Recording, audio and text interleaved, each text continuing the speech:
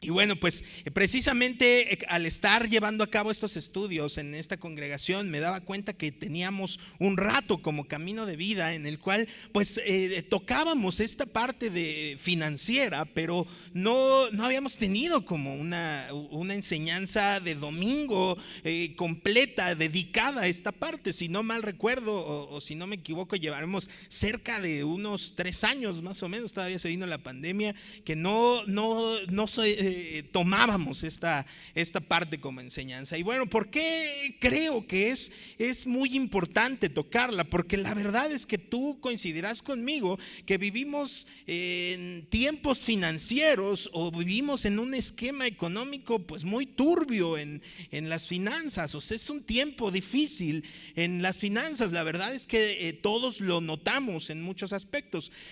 Si recuerdo, a principios de año, a principios de este 2023, hubo una noticia que me llamaba mucho la atención y que me dejó impactado incluso en cómo en 2023 un banco en Estados Unidos que está ubicado en California no pudo hacer o no pudo dar respuesta a las personas que querían retirar sus recursos. Imagínate, es un banco confiable en el cual han puesto los recursos y de repente pues es un conflicto económico en el cual no puede hacer entrega a las personas, no puede responderles. Y esto me impactó tanto porque incluso en Estados Unidos empezaban a recordar la época de la Gran Recesión y este conflicto que tuvieron por allá de 1929 al 33, que incluso hoy los estudiosos lo equiparan o lo ponen en comparación de la afectación que hizo a las personas, tanto como la Primera Guerra Mundial, la Segunda Guerra Mundial y la recesión, o sea, la afectación que trajo a las personas. Y entonces esto pues empezó a traer una incertidumbre tremenda en Norteamérica frente a si los demás bancos estarían entrando en este conflicto. Ahora hablo de la economía de Estados Unidos referente a que su influencia, tú y yo sabemos que es grandísima e impacta, obviamente impacta a nuestra nación, impacta a México. Y pues tú y yo, ¿qué tenemos al alcance hoy? Vemos la inflación, ¿no? Por los aires, entramos del 2022, estábamos con conflictos ahí y 2023 se disparó todo y todos lo notaron en su bolsillo. En ese sentido, ¿qué sucede en nosotros? Nos angustiamos. Por supuesto que nos angustiamos y es completamente normal, pero siendo un tiempo complejo en una cuestión económica y financiera, siendo un tiempo en el cual tenemos más precisión incluso para ver en qué invertimos o qué hacemos con lo que tenemos o cómo lo administramos, tú y yo tenemos que ser recordados como iglesia en quién estamos confiando, por supuesto, pero cómo es que dicha confianza se refleja en mi situación financiera actual y en evidente relación con mi vida espiritual, porque sí está ligada. Partamos desde ahí. Mi vida financiera, los recursos que tengo en mi mano, por supuesto que están ligados a mi vida. No es un área como secular, sino está ligado a mi vida espiritual, a lo que soy como cristiano, a lo que soy como creyente. Estoy viviendo esa área y está ligada a Cristo. Ahora vamos a entrar a Malaquías capítulo 3. Vamos a ir estudiando un poco de Antiguo Testamento y Nuevo Testamento y verás la bendición que hay y la forma en la cual Dios señala esta bendición. Malaquías 3 en el verso 6 comienza diciendo: yo soy el Señor y no cambio. Por eso ustedes, descendientes de Jacob, aún no han sido destruidos.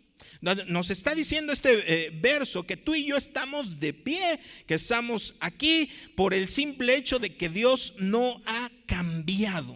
Él sigue siendo un Dios de amor, un Dios de misericordia, un Dios que obra a través de nuestras vidas. Pero fíjate bien, luego dice el verso 7: desde los días de sus antepasados han despreciado mis decretos y los han desobedecido. Ahora vuelvan a mí y yo volveré a ustedes, dice el Señor de los ejércitos celestiales. Pero ustedes preguntan, ¿cómo podemos volver cuando nunca nos fuimos? Esta conversación o esta forma en la cual Dios está recriminando en este sentido, Dios dice, no están viviendo como hijos. O sea, decretos, cuando habla de decretos o preceptos, no es otra cosa más que el orden o la forma ordinaria en la que vives. No es como un sobreesfuerzo, sino es la forma ordinaria en la que vive una familia, la forma ordinaria en la que yo vivo. Son mis preceptos, mis límites, los lugares en los que yo estoy parado. Y a eso se está refiriendo Dios. Les está diciendo, no, están rechazando los preceptos. O sea, si un hijo rechaza los preceptos de un padre, pues que no estás viviendo como mi hijo, no estás representándome en ese sentido. Pero aquí en esa conversación, ellos en completa ignorancia preguntan, pero espérame, ¿cómo es? ¿O cómo podemos volver si nunca nos hemos ido? O sea, ¿cuál es el conflicto? No sabemos qué está pasando. ¿O a qué te refieres en no cumplir con los preceptos? Estoy parafraseando, pero vamos a remitirnos otra vez a la escritura, al verso 8. Dice el versículo 8, ¿debería el pueblo estafar a Dios? Sin embargo, ustedes me han estafado, continúa Dios diciendo. Pero ustedes preguntan, ¿qué quieres decir? ¿Cuándo te hemos estafado? Me han robado los diezmos y ofrendas que me corresponden. Ustedes están bajo maldición porque toda la nación me ha estado estafando. Traigan todos los diezmos al depósito del templo para que haya suficiente comida en mi casa. Si lo hacen, dice el Señor de los ejércitos celestiales, les abriré las ventanas de los cielos. Derramaré una bendición tan grande que no tendrán suficiente espacio para guardarla. Inténtenlo. Pónganme a prueba. Sus cosechas serán abundantes porque las protegeré de insectos y enfermedades. Las uvas no caerán de las vides antes de madurar, dice el Señor de los ejércitos celestiales. Entonces todas las naciones los llamarán como benditos, porque su tierra será un deleite, dice el Señor de los ejércitos celestiales. O sea, esta conversación, después de que ellos dicen que en ignorancia no sabemos qué está ocurriendo, Dios les ilustra, me están robando en lo que me corresponde. Ahora, esta interpretación vamos a avanzarla en este sentido. Dios les está diciendo, yo no cambio, quienes han cambiado han sido ustedes, pero están cambiando en la forma en la que me están tratando. No es como que Dios necesitara el dinero o quisiera el dinero o estuviera involucrado en algún tipo de administración fraudulenta en ese sentido para favorecer a otros. No, Dios estaba diciendo en la cuestión de estarme negando la parte que me corresponde, has cambiado. Has cambiado tú, yo no cambio, yo sigo siendo el mismo. Han cambiado en la forma de tratarme a mí y de considerarme a mí. Ahora, pensemos como cuando nos dicen, no, a ver, explícamelo con manzanas, ¿no? Para que entendamos la parte del 10%, es la cosa más sencilla que está hablando Malaquías en ese contexto, ¿no? Digamos que hay 10 manzanas aquí. Imagínate, 10 manzanas que están aquí son de mi propiedad, y a esas 10 la cosa es que yo las tengo, pero una no me pertenece. Aunque yo la tengo, no es mía, no me pertenece. Y yo diría, bueno, 9 son mías, ¿qué problema hay si una no me pertenece? Pero esto sucede muchas veces en el aspecto financiero y así lo expresamos. ¿Qué es a lo que quiero llegar? Expresamos lo que hay en nuestro corazón. ¿Por qué? Porque si entendemos tú y yo y decimos, ok, sí, una parte no me pertenece, esa parte es de Dios. Con esa parte yo expreso que Él está primero, que Él es lo primero en mi vida. Pero en muchas ocasiones tú y yo no le damos la importancia a eso que no nos pertenece. ¿Por qué? Te voy a decir algunos puntos de ligereza que he notado a lo largo del tiempo. Como te lo he dicho constantemente, cada que te hablo de algo, que preparo algo, es algo que estoy viviendo y que vivo constantemente. Así que hablarte de este tema financiero, hablarte sobre diezmos y ofrendas es una realidad en mi vida y en la de mi familia. Y por ello veo la necesidad de recordarlo, de continuar hablándolo como iglesia. ¿Por qué? Porque ya es un tema complicado. Siempre cuando decimos, hablar de dinero ya es algo, un mensaje incómodo. Pero he aprendido a ver los mensajes incómodos, más que incómodos, como una forma de expresión del amor de Dios sobre mi vida. Porque dice la Escritura que la corrección es una forma de amor de Dios a nuestras vidas. Así que Dios quiere bendecirnos, pero también habrá de corregirnos y ordenarnos en un sentido. Por eso Él, con todo el amor, en Malaquías está diciendo, están cambiando en la forma de tratarme. Ahora, si regresamos a las manzanas, entonces te decía, la que no es mía es la que decido morder primero a veces, ¿no? Bueno, pues, voy a darla, pero ya está mordida, no está íntegra. En algunas otras ocasiones decimos, pues ya pasó el tiempo. Bueno, pues ahora sí a la siguiente, la que no me pertenece la entrego mejor.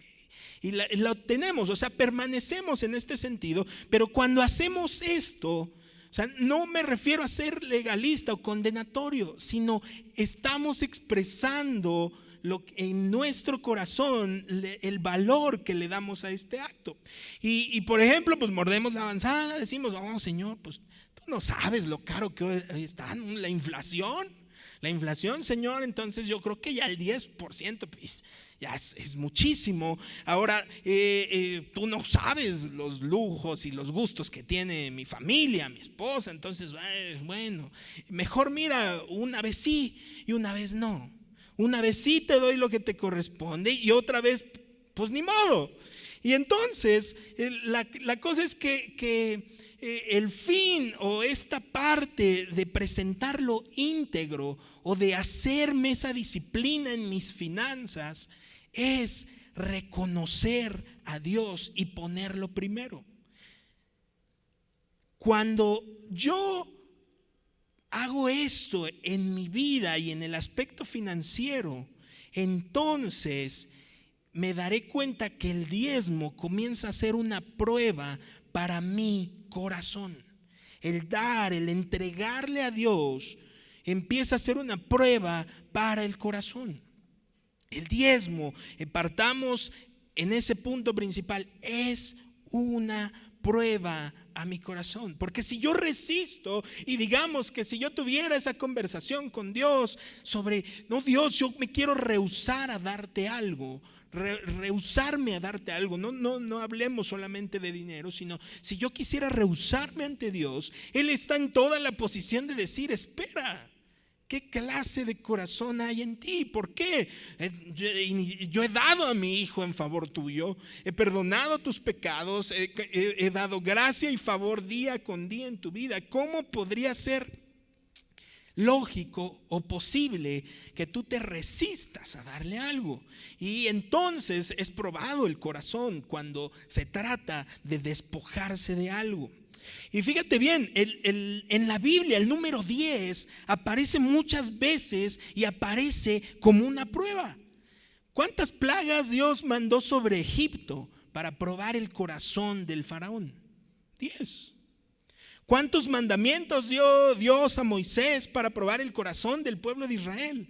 10, envió 10 mandamientos. En el desierto, a través de cruzar Israel, vemos cómo Dios prueba a Israel, lo prueba 10 veces. A Jacob, Dios lo probó su corazón con su suegro Labán y leemos esta historia y Labán le cambia el sueldo, le cambia el trato que habían hecho 10 veces, porque Dios estaba probando el corazón de Jacob para ver si confiaría en Dios o confiaría en el poder o en la opulencia de su suegro. Cuando Jesús habla sobre las vírgenes, esta enseñanza o esta parábola de las vírgenes, ¿cuántas dice que eran? Eran 10 vírgenes. En el Apocalipsis, al concluir este libro, nos habla de 10 días que serán días de prueba. El 10 habla de una prueba de nuestro corazón, sobre creer si puedo confiar en Dios, sobre que Él con su mano sobre mi 90% pueda hacer más que lo que yo pueda hacer con el 100%. Ahí es donde se rompe la matemática. Pues con la mano de Dios, la grandeza que puede hacer con ese 90%. ¿Ves? Si tú y yo decidimos, tú y yo estamos en la línea constante de decidir si soy yo con el 100% o si es Dios con el 90%. Tú y yo tenemos esa decisión en la mano. Y es algo que prueba nuestro corazón, pero de ninguna forma al tener el 100% puedo yo decir que tengo la mano de Dios. Dios les refiere exactamente lo mismo. Ustedes, o sea, no se han dado ni cuenta, porque ellos dicen, pero ¿en qué estamos fallando? Y les habla de diezmos y ofrendas y les dice, están bajo maldición, o sea, están fuera de mi bendición porque no tengo lo que me corresponde. Entonces es una prueba en mi corazón. Ahora, ¿qué sucede mucho en este aspecto al hablarlo en nuestra congregación? Y incluso a veces pues ya da hasta temor, ¿no? de tocar estos temas, porque con cierta dureza del corazón se ha filtrado en algunas ocasiones un mensaje que dice, el diezmo es del Antiguo Testamento. El diezmo es para el Antiguo Testamento. ¿Por qué? Porque es la ley. Y nosotros pues no estamos bajo la ley, estamos bajo la gracia. Y estando bajo la gracia, pues wow, no es. Pero yo te preguntaría, solo porque estamos bajo la gracia, ¿me libro de la ley? ¿Me libro de la obediencia? Porque la ley dice, no matarás. Entonces, ¿solo por estar bajo la gracia puedo cometer homicidio? La ley dice, no cometerás adulterio, pero estando bajo la gracia, ¿puedo adulterar? Claro que no. Así que no porque me encuentro y vivo bajo la gracia me eximo obviamente de la ley. Ahora, si somos honestos y recordamos las palabras de Jesús, Nuevo Testamento, en el Nuevo Testamento nos deja ver que la gracia demanda mucho más que la ley. ¿Por qué? Vamos, Mateo 5, verso 21, dice, han oído que nuestros antepasados se les dijo, no asesines. Si cometes asesinato quedarás sujeto a juicio. Pero yo digo, aun si te enojas con alguien, quedarás sujeto a juicio. Si llamas a alguien idiota, corres peligro de que te lleven ante el tribunal. Y si maldices a alguien, corres peligro de caer en los fuegos del infierno. Estoy utilizando la versión Nueva Traducción Viviente por énfasis. La ley dice no matar. Pero la gracia implica evaluar desde la intención de lo que ocurre en el corazón. Algo más, algo superior. El 27, versículo 27, ahí mismo dice, han oído el mandamiento que dice no cometas adulterio, pero yo digo que el que mira con pasión sexual a una mujer ya ha cometido adulterio con ella en el corazón. La ley dice no adulteres. Pero la gracia va más allá, va a una profundidad superior a la intención del corazón. Verso 38, en palabras de Jesús, han oído la ley que dice que el castigo debe de ser acorde a la gravedad del daño. Ojo por ojo y diente por diente. Pero yo digo, no resistas a la persona mala. Si alguien te da una bofetada en la mejilla derecha, ofrécele también la otra mejilla. Ahora, la ley dice, pues, algo que nos encantaría, ¿verdad? Dice, hazle al otro lo que te hizo en la misma forma y en la misma proporción. Pero la gracia te obliga al perdón y ha de ponerte en la condición incluso de sufrir lo mismo otra vez. Así que, amigos, amigas, la gracia demanda más de nosotros que la propia ley. Entonces, bajo la ley era el 10%. 10%, ok. Pero vemos cuando un joven rico se acerca al Señor Jesús y le dice, se acerca y le pregunta, ¿qué puedo hacer para ganar el cielo? Y la respuesta de Jesús le dice, cumple los mandamientos. Él de una forma ostentosa le dice, yo los he cumplido desde siempre. Y entonces Jesús le dice, solo falta una cosa. Véndelo todo y da tus ganancias a los pobres. Y dice que este joven se va triste, pero le dice, véndelo todo. O sea, no le dijo, ve y, bueno, ve el 10%, tráelo aquí al movimiento, o tráelo aquí a lo que estamos iniciando, o dáselo a Judas para que lo administre. No, le dice, véndelo todo. Por ello, si hoy Dios nos sitúa en una disciplina para probar nuestro corazón sobre el 10%, pues yo me siento agradecido, la verdad, de eso al todo. Pero ahora, dejemos esto bien claro y quiero explicártelo en este momento, en la forma en la que también lo he aprendido. El diezmo es bíblico y tiene una implicación enorme, y viene en la Biblia, y viene antes de la ley, en la ley y después de la ley. ¿Por qué? Porque repito, no es un Dios que está esperando tu dinero y está la contabilidad ahí con los ángeles. Ay, a ver quién se reportó hoy, no, incompleto. No, sino la forma de cuidado que Dios está teniendo de nuestro corazón. Porque repito, las finanzas no es un área aislada de tu vida espiritual, sino forma parte íntegra, porque tú y yo recibimos de mano de Dios el sustento. Veamos entonces el diezmo antes de la ley. Abraham, que vivió cerca de 500 años antes de Moisés, ¿verdad? Moisés es el que nos da la ley, es el que sube al monte, recibe los 10 mandamientos. Pero entonces Abraham, 500 años antes, dice Génesis 14, verso 18. Dice así: y Melquisedec, rey de Salem y sacerdote del Dios Altísimo, le llevó pan y vino a Abraham. Melquisedec bendijo a Abraham con la siguiente bendición: bendito sea Abraham por Dios Altísimo, creador de los cielos y la tierra, y bendito sea Dios Altísimo que derrotó a tus enemigos por ti. Luego Abraham dio a Melquisedec una 10ª parte de todos los bienes que había recuperado. Algunos estudiosos que profundizan en esta parte dicen o aluden que fue Jesús mismo quien se presentó delante de Abraham, en este sentido Melquisedec, en este acto de partir el pan y el vino, representando el pacto que se haría. Pero no existía la ley, no estaba en las escrituras, y Abraham nunca leyó que trajéramos los diezmos a la casa de Dios. Pero de un corazón agradecido con Dios por lo que había hecho, dijo: aquí está, esta parte la dispongo a ti. Fue su forma de expresar no, Dios no lo necesitaba, no le fue reclamado, nadie le dijo que lo hiciera. Fue su forma de expresar: esta victoria, esto que tengo en mi mano, tú estuviste primero. Ahora, que tú y yo tengamos ese corazón, que no tenga Dios que venir a decírmelo, sino que de un corazón agradecido buscar de toda área de mi vida cómo puedo mostrarme agradecido a Dios.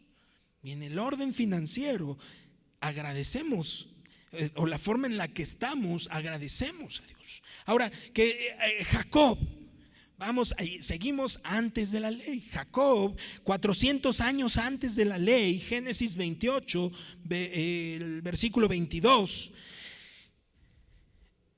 Jacob diciendo: y esta piedra que levanté como columna conmemorativa será un lugar de adoración a Dios, y yo le daré a Dios una 10ª parte de lo que Él me dé.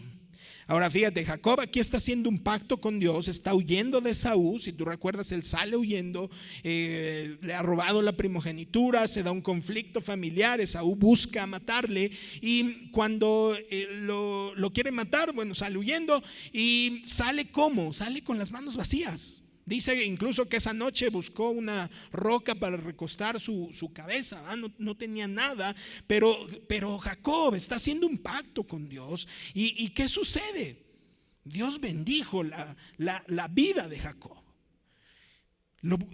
Jacob no tenía nada, habló con Dios y dijo: estoy seguro de ti, y yo, en una forma de manifestarte que estoy seguro de ti, voy a entregarte esto. ¿Y cómo termina Jacob? termina con un suegro que le cambia, ahí ya hablamos del salario 10 veces, lo tranza en varias ocasiones, pero Jacob regresa, se encuentra con Esaú, pero ya regresa siendo rico. Regresa teniendo, dice que la escritura tiene 4 esposas, ¿no? Bueno, uno no sabemos si eso sea bendición o maldición, ¿no? Pero regresa teniendo 4 esposas, burros, camellos, vacas, cabras. El hombre regresa abundante y rico porque hizo un pacto con Dios al ponerlo al principio. Y no erremos en esto, no es como que voy a pactar con Dios, aquí está mi dinero y tú me das algo a cambio. No, estoy hablando de la integridad del corazón de un hombre, de decir, Dios, no tengo nada, pero lo que tenga, confío que tú me estás acompañando, tú me vas a sustentar. Y así iba Jacob con el temor de que está siendo perseguido, pero él dice, yo hago un pacto contigo y voy a hacer por señal en este lugar que entregaré a ti esta parte. Ahora pues, ya vemos antes de la ley. Ahora en la ley Dios establece la 10ª parte otra vez. Al final veremos la razón, pero Levítico 27, verso 30. La 10ª parte de los productos de la tierra, ya sea grano de los campos o fruto de los árboles, le pertenece al Señor y debe ser apartada. Es santa para el Señor. Dice que le pertenece ¿a quién? Al Señor. O sea, es suyo. Es algo suyo. El verso 32 dice, cuenta uno de cada 10 animales de tus manadas y rebaños, sepáralo. Es santo para el Señor. Ahora, efectivamente está en la ley y estamos hablando de una economía agrónoma. El contexto histórico en el que está es una economía agrónoma y por eso habla de los granos, el campo, los animales. Era la fortaleza económica. Tú y yo no somos campesinos, ¿verdad? A lo mejor hay algún otro que se dedique a esta parte de la ganadería, pero dice, esa parte tiene dueño. Ya instalada en la ley, ahí está en Levítico, en la ley ya colocada con una razón, pero dice, es mío, eso tiene nombre. Es santo para el Señor. Repite conmigo todos los días, no es mío. Este ha sido un estandarte en mi vida, en la vida personal y en mi manejo de finanzas. De inmediato como reciba algo, sea lo que sea, de inmediato tengo en la cabeza de forma numérica lo que no es mío. Inmediatamente aparece en la cuenta de mi familia, en nuestras finanzas, y yo no veo lo que entró, sino veo eso menos el porcentaje que no es mío. Es una disciplina, y esta disciplina por supuesto que sé que le agrada a Dios, porque no es que esté tratando yo con Dios o negociando con dinero con Dios, sino de inmediato cuando veo eso no me deslumbra, sino veo a Dios en esa parte financiera. Ahora vimos, es santo para el Señor, aunque esté en mi cartera, aunque esté en mi cuenta de banco, no es mío, le pertenece. Ahora, esto es, ya vimos antes de la ley, ya vimos en la ley, y ahora veamos después de la ley. Jesús mismo nos habla del diezmo. Mateo 23, verso 23. Mateo 23, versículo 23. Jesús hablando con los fariseos dice, ¿qué aflicción les espera, maestros de la ley religiosa y fariseos, hipócritas? Pues se cuidan de dar el diezmo sobre el más mínimo ingreso de sus jardines de hierbas, pero pasan por alto los aspectos más importantes de la ley, la justicia, la misericordia y la fe. Es cierto que deben, ¿qué dice? Es cierto que deben diezmar, pero sin descuidar las cosas importantes. Ahora Jesús al hablarles de esta forma a mí me deslumbraba leerlo, porque decía, wow, efectivamente les está diciendo, por supuesto, nos está diciendo a ti y a mí, por supuesto que necesitas aprender a ser justo, aprender a ser misericordioso, a vivir en fe, pero sin dejar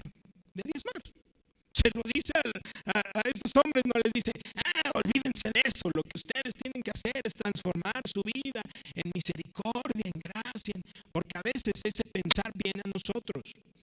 Pero es algo que nos está haciendo daño, es algo que nos está minando financieramente. Porque tú y yo podemos decir, bueno, basta con que yo sea bueno, misericordioso, justo, no le veo la cara a nadie, hago negocios lícitos, pero no tengo por qué considerar a Dios en este aspecto. Ahora, si entendemos a dónde va el diezmo, pues por supuesto que tú y yo no lo aventamos a los cielos, ¿eh? No lo sacamos y lo arrojamos y sube de una forma rara ahí o por abducción, no ocurre. Hebreos 7, verso 8 dice: sin lugar a dudas, el que tiene el poder para bendecir es superior a quien recibe la bendición.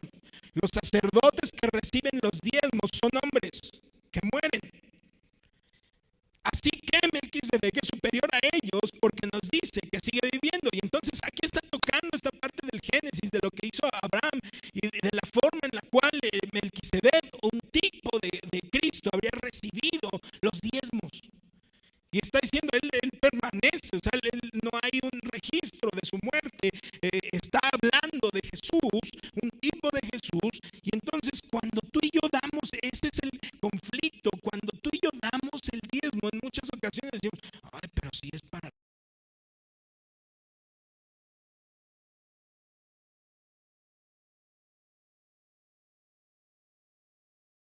Pero de eso se ocupa Dios. Pero Dios está ocupadísimo en tu corazón. ¿Qué está ocurriendo en tu corazón? Porque Él dice, yo no cambio. Quien ha cambiado eres tú. Que ningún factor externo nos haga cambiar esa área en la cual Dios dijo, pruébenme en esto. Por supuesto que habrá consecuencias para quien hace malos manejos, para quien lo utiliza para otros aspectos. Por supuesto que sí, pero eso no nos tocará a ti y a mí. Dios dijo, ponme a prueba en esto. Y eso fue algo con lo que me tuve que casar en todo momento. Yo cuando tomé y profundicé en esta parte del 10% y en la cuestión financiera, no tenía dinero, no pensaba que fuera a ser importante, pero lo estudié y lo abracé como un principio. Porque dije, el conflicto principal va a ser cuando yo diga, no, pero es para los hombres. Por supuesto, es dado a los hombres, es administrado por los hombres. Habrá errores, sí o no, pero no me tocará a mí verlos, sino me tocará responder con mi vida de adoración a Dios sobre lo que le estoy dando, la forma en la que lo estoy considerando. Ahora lo vemos, dice que sí, se le hace entrega, o que es algo que se hace entrega, o que se le da directamente a Dios en el acto mismo. Es cuando adoramos, ¿a quién le entregamos nuestra adoración? A Dios. No se le entregas aquí al grupo de alabanza, no a las pantallas, no nada, se lo entregas a Dios. Y el acto mismo de entregar diezmos y ofrendas lo estamos haciendo hacia Dios. Ahora, fíjate que la promesa de hacerlo genera bendición en nuestra vida. Por ello Dios dice en Malaquías que se le prueben estos, es una garantía, y dice que abrirá las ventanas de los cielos, dando solo, no dice que solo dará lo justo, sino que dará hasta que sobreabunde. Segunda de Crónicas 31, vamos a ver cómo es que sobreabunda. Segunda de Crónicas capítulo 31, verso 4. Aquí el rey Ezequías da una instrucción porque se está descuidando, el pueblo de Israel se está descuidando en entregar lo que a Dios le corresponde. Y fíjate bien, dice, además exigió al pueblo de Jerusalén que llevara una parte de sus bienes a los sacerdotes y levitas para que ellos pudieran dedicarse por completo a la ley del Señor. Cuando los israelitas escucharon estos requisitos, respondieron con generosidad. Dieron la primera porción de su grano, vino nuevo, aceite de oliva, miel y de todo lo que producían sus campos. Llevaron grandes cantidades, el diezmo de todo lo que habían producido. La gente que se había mudado de Israel a Judá y la gente de Judá llevaron el diezmo de su ganado, de sus ovejas y de sus cabras, y el diezmo de las cosas que habían dedicado al Señor su Dios, y las apilaron en grandes montones. Empezaron a apilarlas a fines de la primavera y los montones siguieron creciendo hasta principios del otoño. Cuando Ezequías y sus funcionarios vieron estos enormes montones, le dieron gracias al Señor y a su pueblo Israel.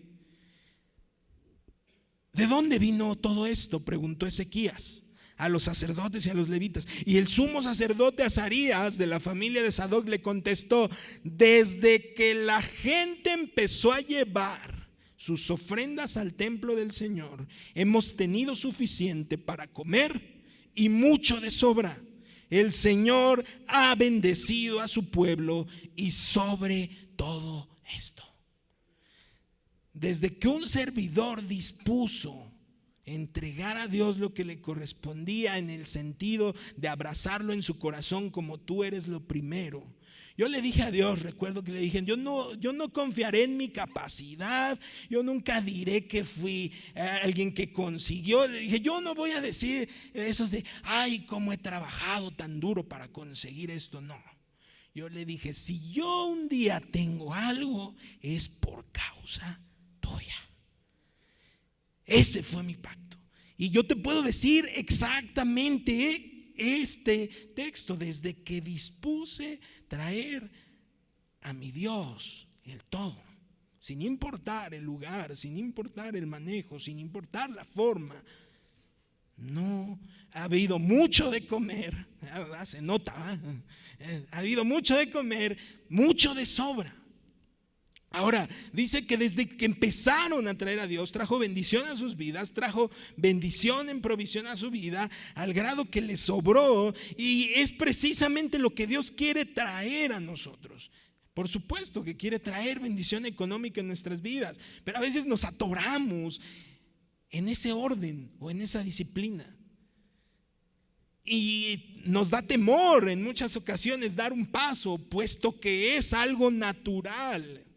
Por eso te decía al inicio, vemos crisis, catástrofes, malos manejos, conflictos, y nos detenemos, nos atoramos en ese orden. Deuteronomio 26, dice el verso 16: hoy el Señor tu Dios te ordena obedecer todos sus decretos y ordenanzas, así que asegúrate de obedecerlos de todo corazón. Tú has declarado hoy que el Señor es tu Dios y has prometido andar en sus caminos y obedecer sus decretos, mandatos y ordenanzas, y hacer todo lo que Él te diga. El Señor ha declarado hoy que tú eres su pueblo, su tesoro especial, tal como lo prometió, y que debes obedecer sus mandatos. Si lo haces, Él te pondrá muy por encima de las otras naciones que creó. Entonces recibirás alabanza, honra y fama. Serás una nación santa para el Señor tu Dios, como lo prometió. ¿Te acuerdas el conflicto de Malaquías? El conflicto de Malaquías era: no están viviendo conforme a mis preceptos. No se daban ni cuenta, se los tiene que explicar el Señor. Y vemos en Deuteronomio que está diciendo: hay una promesa de vivir en mis preceptos, de vivir en lo básico de mis reglas, de vivir en mis ordenanzas, porque lo que yo quiero darte está allí. Ahora, Dios regresa a decirles, a recordar esta promesa que cumplirá. Tú y yo abrimos ventanas de los cielos y la bendición sobre nuestra economía y nuestra vida cuando le damos a Dios lo que le pertenece. Pero ojo, no es que le pertenece el dinero. A Dios le pertenece tu corazón. Es suyo. Es un Dios celoso. Él viene por eso. Él viene por el corazón. Ahora, lo que te decía de verlo como algo muy personal es facilísimo. Mira, ahí está mi esposa, ahí está mi hija pequeña. Después de mi fe, son lo más importante y lo más especial y lo más grande que tengo en la vida. Imagínate que voy a salir de viaje, me tengo que ir 5 años, me voy a ir 5 años a África. Y Y yo digo, bueno, necesito velar por mi esposa porque es la parte más íntima y más importante. Y entonces diré, Cristian, Pastor Sergio, Pastor Juan Carlos, tengo estos negocios, son suyos. Tenga mi negocio, tengo otro negocio acá, toma. Y solamente les voy a pedir que del 10% de lo que genere lo dirijan a mi esposa y a mi hija para su sustento, porque es lo más íntimo para mí. Yo les estoy dando un negocio, por supuesto, porque tienen ustedes que ver para sus familias, para todo lo demás, pero vean por mi esposa y por mi hijo. Y entonces yo estoy en África y le hablo a mi esposa, mi amor, ¿cómo vas? ¿Qué pasa? ¿Estás bien atendida? Bien, ok. ¿Cómo se está portando Pastor Juan Carlos? Muy bien, el 10% llega todos los días, como reloj está y amén. ¿Y cómo va el Pastor Sergio? Y bien, fíjate que Sergio incluso el 10%, y a veces llega y me dice, hay más y hay más. Yo le digo que no es necesario, pero él insiste. Yo digo, bueno, pues qué bueno, yo no le pedí eso, pero le tengo gracias. Oye, y Cristian, ¿cómo va Cristian? Bueno, mi amor, hablamos de Cristian después. ¿Pero por qué?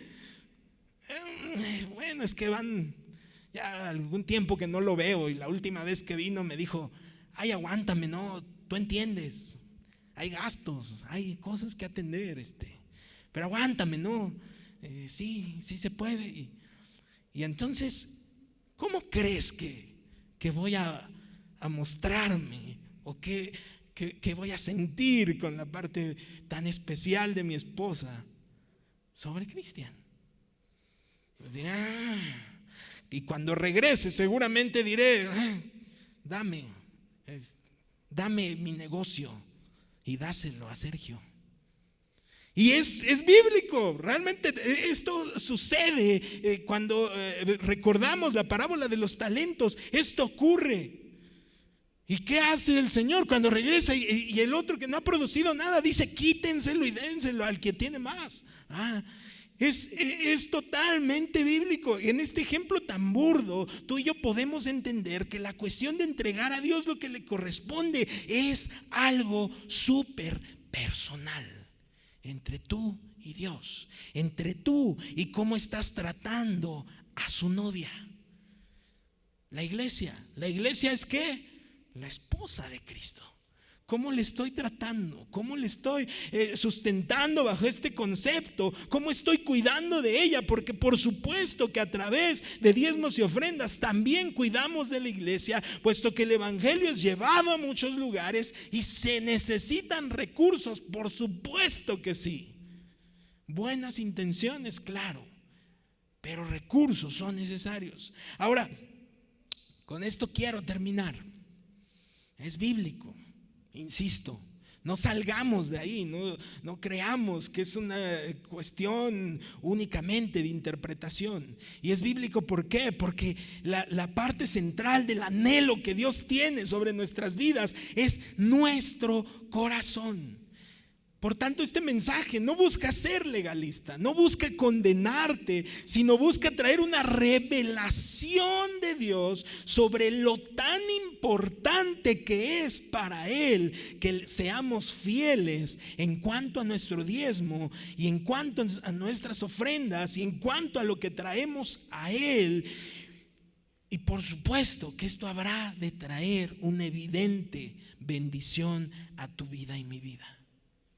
Muchas veces me han preguntado que qué padre, que cómo se le hace, ¿no?, para que uno le vaya bien. Pues yo digo, yo simplemente hago lo que tengo que hacer, buscar las cosas del reino, y lo demás viene por añadido. No trabajamos en sobremanera, nos dedicamos a lo que tenemos que dedicarnos, de la forma en la que tenemos que dedicarnos. Proverbios 4, con esto concluimos. Abrazamos toda esta enseñanza y lo sintetizamos en esto. Proverbios 4:23 nos dice que sobre toda cosa guardada guardes tu corazón, porque de él mana la vida. Así que cuando Dios habla del diezmo, no significa que Dios necesita mi dinero.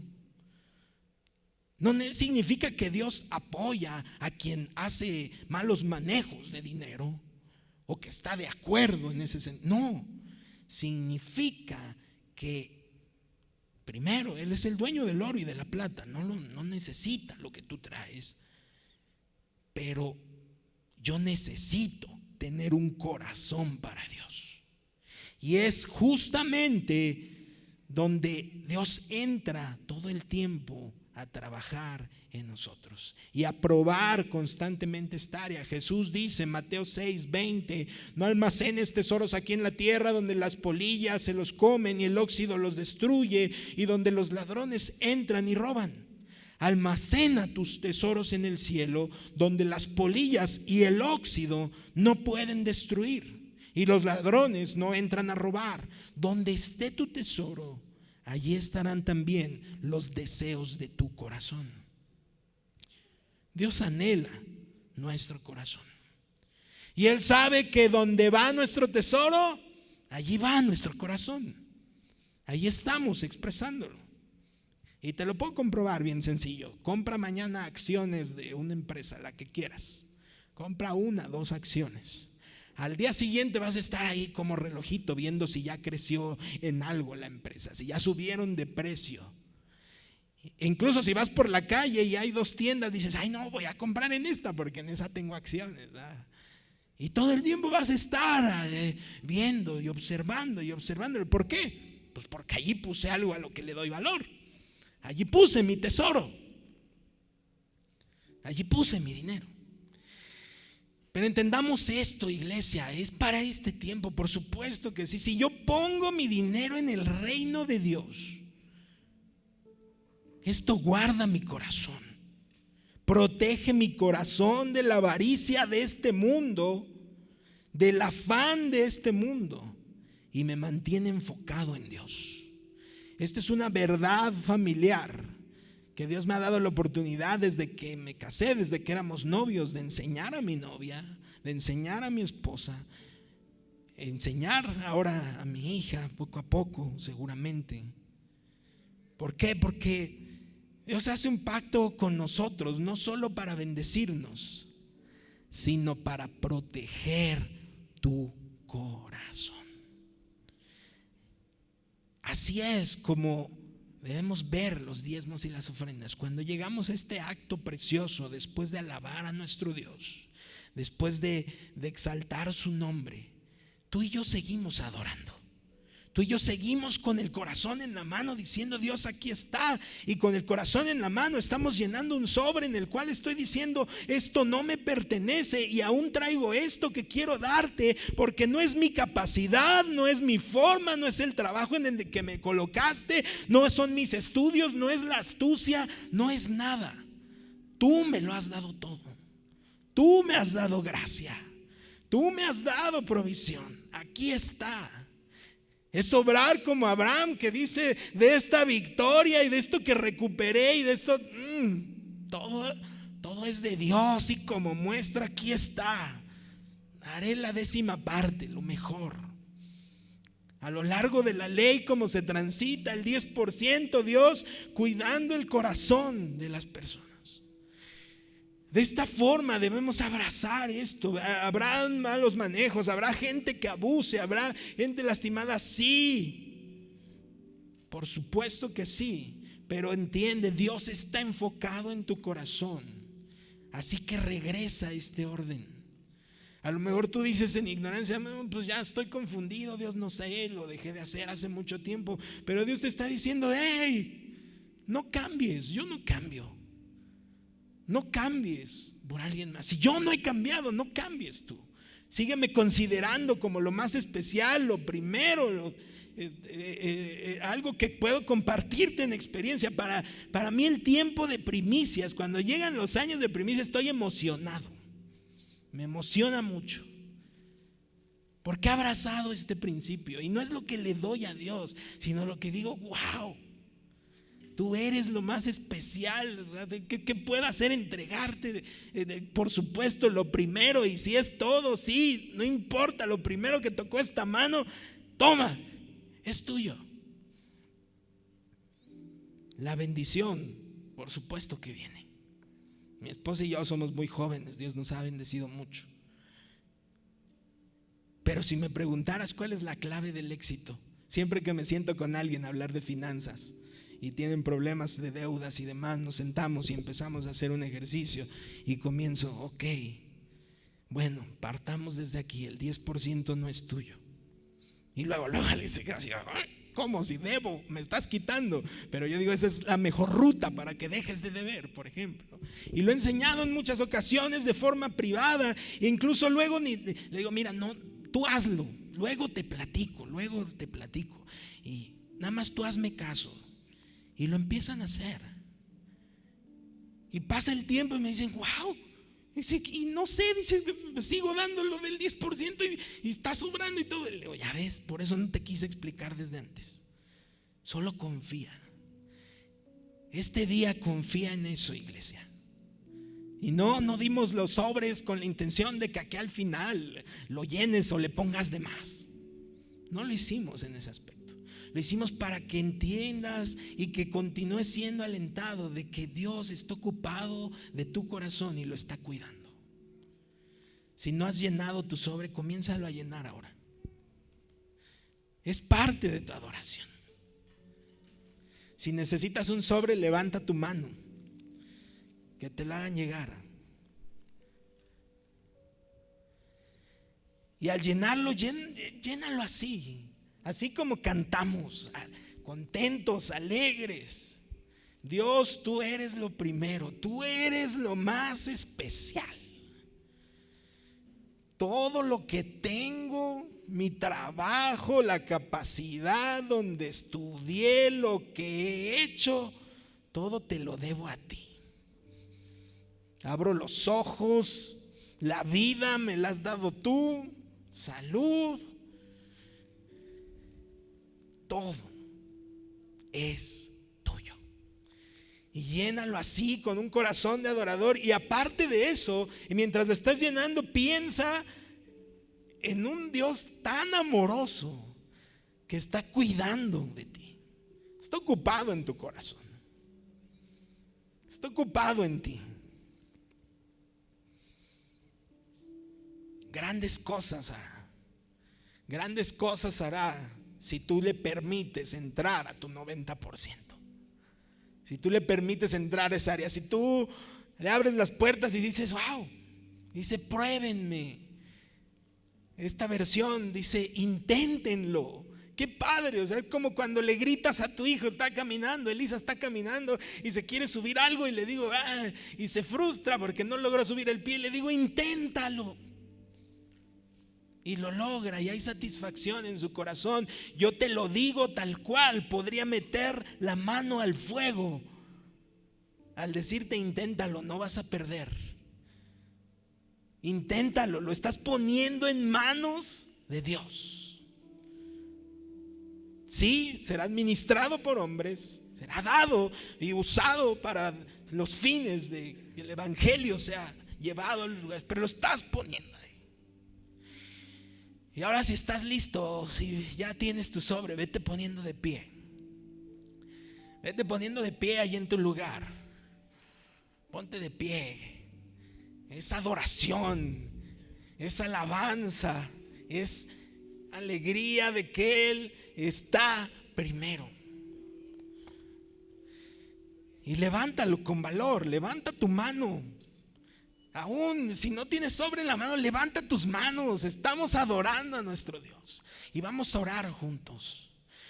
Dios todopoderoso, creador del cielo y de la tierra, dueño del oro y de la plata, tú no necesitas nuestro dinero. Tú no necesitas tampoco que hagamos declaraciones, pactos y cosas raras. Tú anhelas nuestro corazón. Y hoy, oh Dios, recordamos que es personal, que nuestras finanzas, así como son personales, también es personal. Manifestarte a ti, que tú eres lo primero, que todo lo que tenemos es gracias a ti, que todo lo que recibimos es de tu mano y que únicamente somos administradores de ello y que sí, por supuesto, tú quieres que disfrutemos de esto. Así que haz, oh Dios, milagros que en el 90% de las finanzas de cada uno de los hombres aquí presentes, familias representadas, que están poniendo esto en tus manos. Porque están respondiendo al llamado que tú has hecho en tu palabra, sobre ponerte a prueba en esto, sobre intentarlo. Y ninguno que ponga su confianza en Dios habrá de ser burlado. Así que escúchalo bien, iglesia, no serás burlado.